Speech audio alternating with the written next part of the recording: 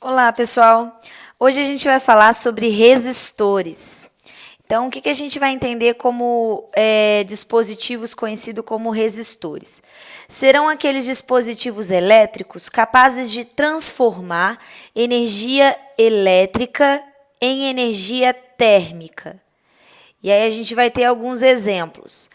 Eu tenho o secador de cabelo, um ferro elétrico, eu tenho um forno elétrico, uma sanduicheira, o próprio ferro de passar roupa.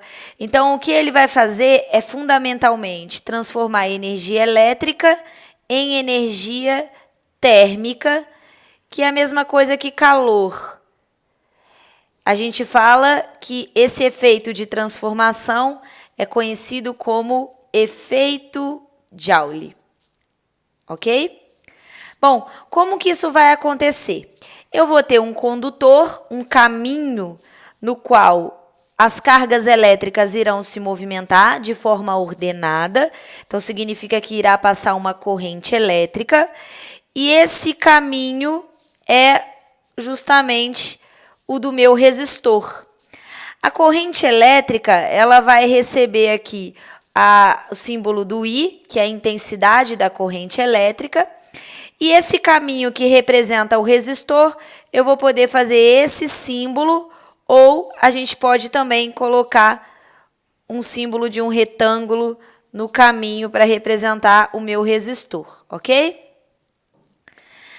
A ideia desse efeito Joule é que quando as cargas elétricas elas precisam passar por esse caminho, elas acabam em atrito, transformando energia elétrica em calor. Então, através do atrito entre as cargas elétricas, você consegue transformar essa energia de origem elétrica em energia térmica, né?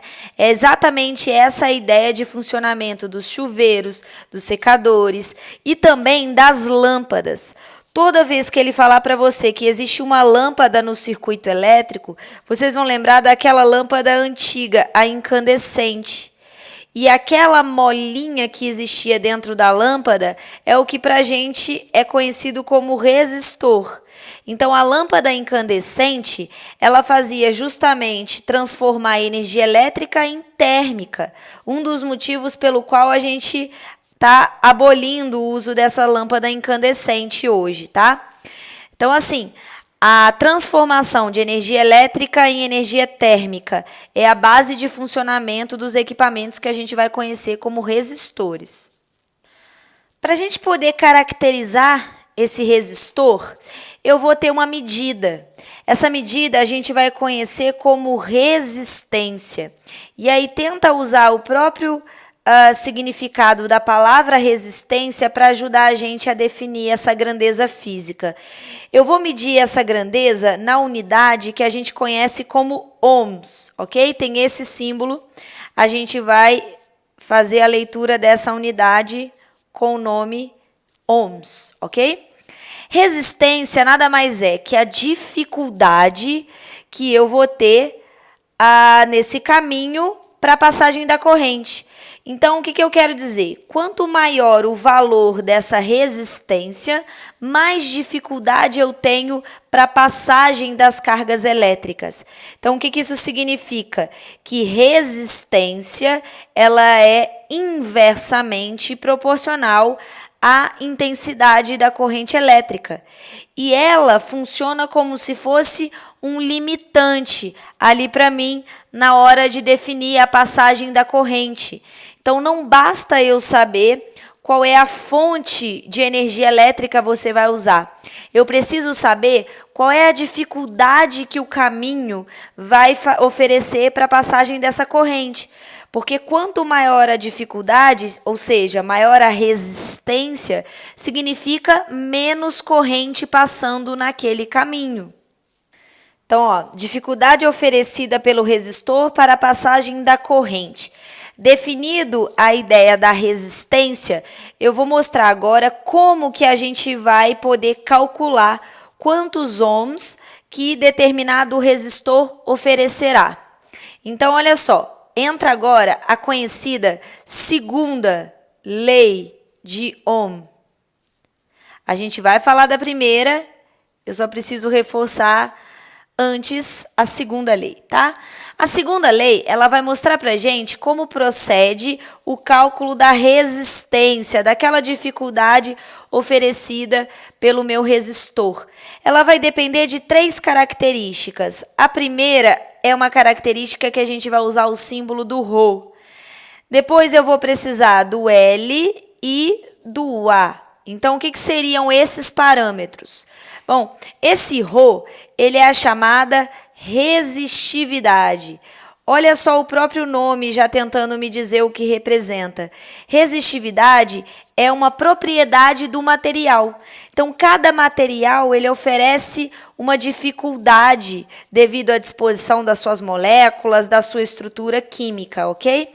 Então, a resistividade do material influencia diretamente a resistência que aquele equipamento vai oferecer. Então, imagina aquela lâmpada que a gente falou, a lâmpada incandescente, ou o próprio, aquela parte do chuveiro que a gente até conhece como resistência, ela nada mais é que uma molinha, né? Se vocês olharem lá. E aí, dependendo do material que você usar, você terá uma resistividade diferente, ok? Lembrando que na hora de escolher o material, você tem que optar por materiais condutores.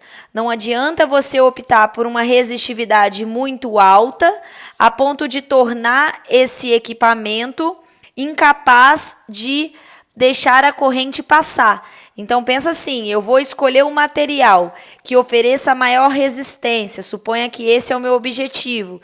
Eu vou escolher esse material dentro das opções que me permita ainda trabalhar com condutores.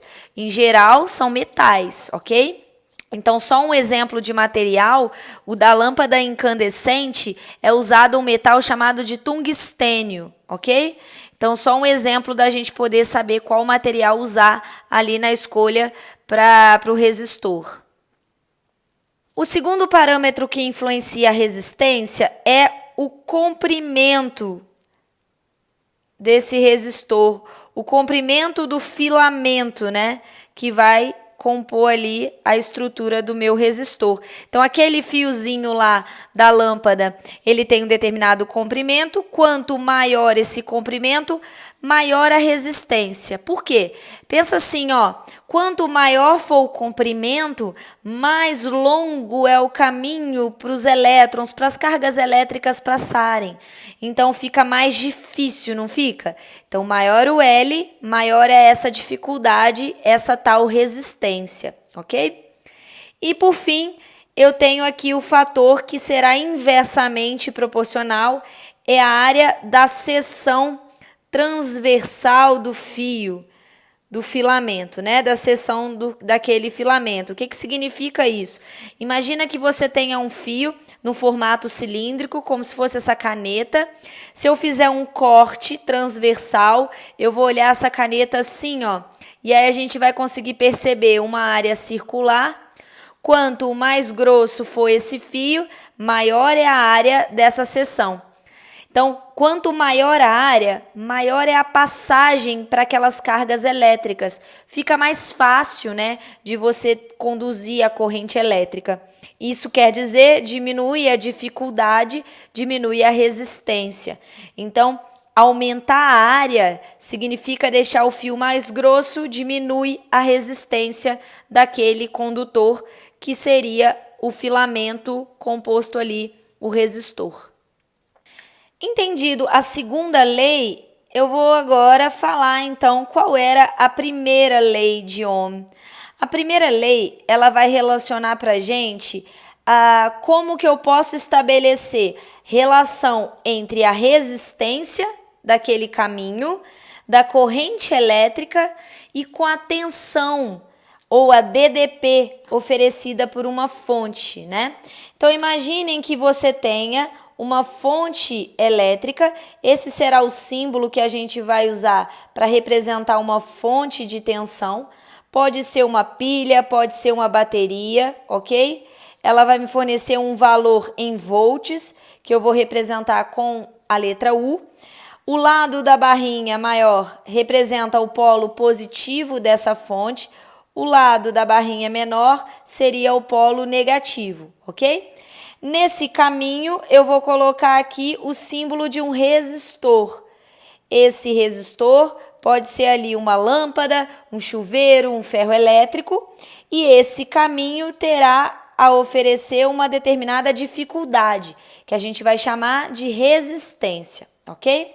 Bom, quando eu fechar esse circuito, significa peguei um fio condutor, interliguei os terminais, que são as pontas desse meu resistor, até os polos da minha fonte, significa que eu vou ter ali estabelecido um caminho para a corrente elétrica circular. Essa corrente elétrica, qual é o caminho que ela vai tomar? O sentido chamado convencional é a saída pelo polo positivo, indo no sentido do polo negativo. E aí eu represento a corrente com a letra I, ok? Bom, o que a gente já sabe? A gente já sabe que para você ter essa circulação de cargas elétricas de forma ordenada, que é a definição da corrente elétrica, eu preciso de uma DDP, uma diferença de potencial, ou tensão elétrica, beleza? Que será a nossa medida dada em volts, ok? E eu vou ter a dificuldade daquele caminho para a passagem da corrente, que é o que a gente acabou de definir como a resistência. Depende lá das características estabelecidas anteriormente na segunda lei de Ohm.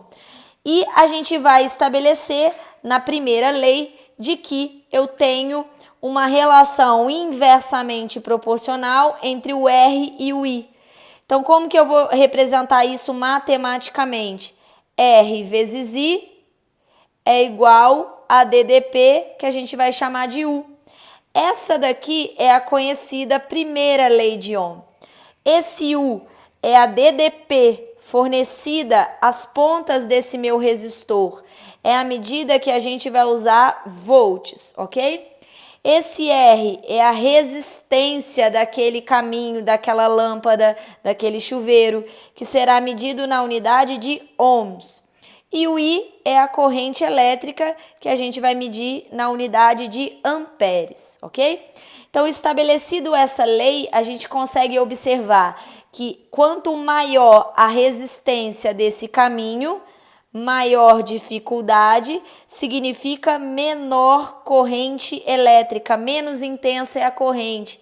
E que se eu colocar um caminho com menor resistência, eu estabeleço menor dificuldade, a consequência é eu deixar passar uma corrente mais intensa, mesmo tendo colocado uma fonte igual, né? Seria a mesma pilha ou a mesma bateria, eu estaria trocando apenas o caminho, oferecendo resistências diferentes. Beleza? Essas são então as duas leis de Ohm, elas serão a base para a gente interpretar as questões de eletrodinâmica de circuitos. Fiquem ligados, se vocês gostaram do vídeo, por favor, não esqueçam de curtir, não esqueçam de seguir o canal. Nas próximas aulas a gente vai falar da questão das resistências múltiplas, né? A gente vai poder colocar vários resistores no mesmo circuito e conectá-los de diferentes formas, série, em paralelo ou de forma mista, né? Colocando série e paralelo no mesmo circuito, beleza? Um abraço!